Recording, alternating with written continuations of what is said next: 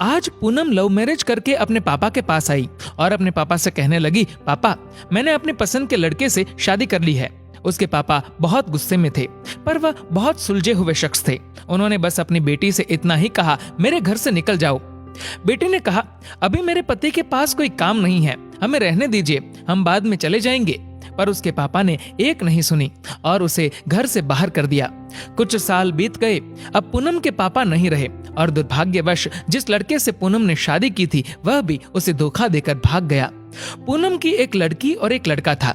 पूनम खुद का एक रेस्टोरेंट चला रही थी जिससे उसका जीवन यापन हो रहा था। पूनम को जब यह खबर हुई कि उसके पापा नहीं रहे तो उसने मन में सोचा, अच्छा हुआ मुझे घर से निकाल दिया था, दर दर की ठोकरें खाने के लिए छोड़ दिया था। मेरे पति के छोड़ जाने के बाद भी मुझे घर नहीं बुलाया। मैं तो नहीं जाऊंगी उनकी अंतिम यात्रा में। पर उसके ताऊजी ने कहा कि पूनम हो आओ, जाने वाला शख्स तो चला गया, अब उनसे दुश्मनी कैसी। पूनम ने पहले हाँ ना किया, फिर सोचा चलो हो आती हूँ, देखूं तो जिन्होंने मुझे ठुकराया वह मरने के बाद कैसे सुकून पाते हैं। पूनम जब अपने पापा के घर आई तो सब उनकी अंतिम यात्रा की तैयारी कर रहे थे, पर पूनम को उनके मरने का कोई दुख नहीं था। बस वह अपने ताऊजी के कहने पर आई थी। अब पूनम के पापा की अंतिम यात्रा शुरू हुई। सब रो रहे थे पर पूनम दूर खड़ी हुई थी। जैसे तैसे सब कार्यक्रम निपट गए। आज पूनम के पापा की 13वीं थी। उसके ताऊजी आए और पूनम के हाथों में एक खत देते हुए उन्होंने पूनम से कहा, ये तुम्हारे पापा ने तुम्हें दिया है, हो सके तो इसे एक बार जरूर पढ़ लेना। रात हो चुकी थी और सारे मेहमान जा चुके थे। पूनम ने वह खत निकाला और पढ़ने लगी। उस खत में सबसे पहले लिखा था, मेरी प्यारी गुड़िया, मुझे मालूम है कि तुम मुझसे नाराज हो, पर अपने पापा को माफ कर देना। मैं जानता हूँ तुम्हें मैंने घर से निकाल दिया था, तुम्हारे पास रहने की जगह नहीं थी, तुम दर दर की ठोकरें खा रही थी, पर मैं भी उदास था। तुम्हें कैसे बताऊं? याद है तुम्हें जब तुम 5 साल की थी तब तुम्हारी माँ हमें छोड़कर चली गई थी। तब तुम कितना रोती थी, मेरे बिना सोती नहीं थी, रातों को उठकर रोती थी। तब मैं भी सारी रात तुम्हारे साथ जागता था।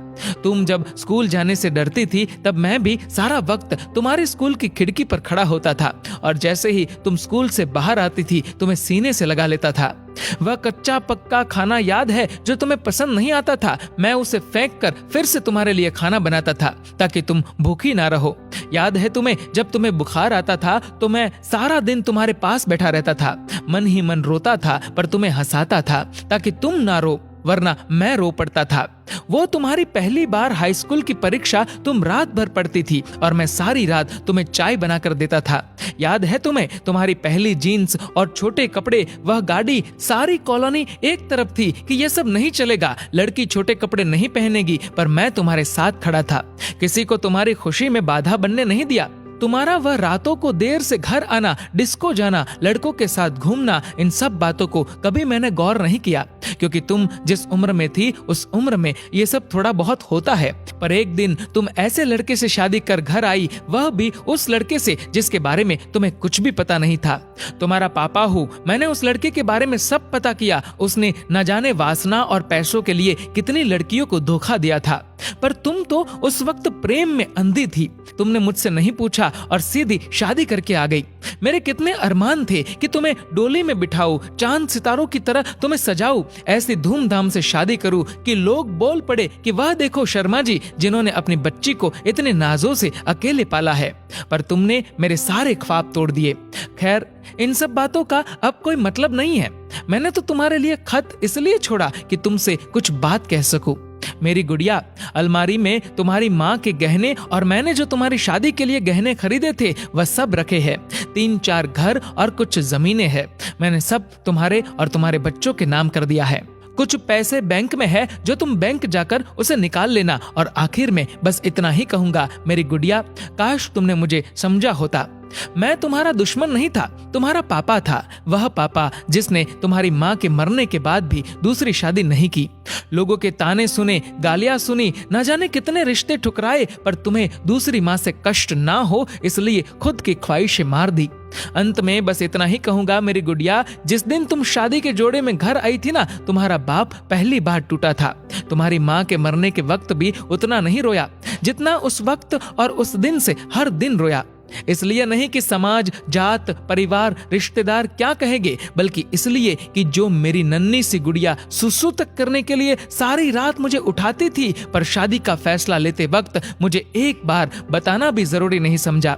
गुड़िया, अब तो तुम भी माँ हो। औलाद का दर्द, खुशी क्या होती है, वो जब दिल तोड़ते हैं तो कैसा लगता है, तुम अब महसूस कर सकती हो। लेकिन मैं ईश्वर से प्रार्थना करूंगा कि तुम्हें कभी भी ये दर्द ना देखना पड़े।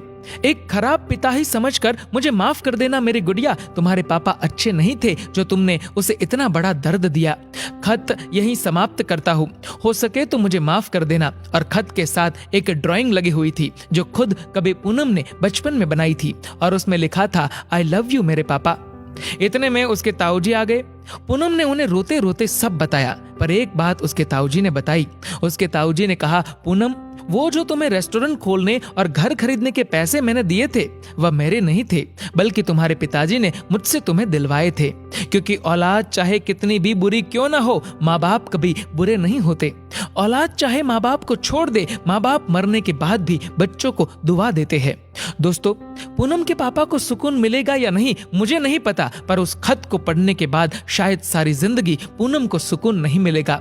आखिर में बस इतना ही कहूंगा कि लव मैरिज करना कोई गलत बात नहीं है, पर यदि इसमें आप अपने माताजी, पिताजी को शामिल कर ले तो अच्छा रहेगा। क्योंकि पत्थर से पानी निकल जाता है, वह तो माँ बाप है ना, कब तक नहीं मानेंगे। हर पिता की एक इच्छा होती है अपनी बेटी को अपने हाथों से डोली में विदा करने की। हो सके तो उसे एक सपना मत रहने दीजिए और सदैव अपने माता पिता का आदर करे।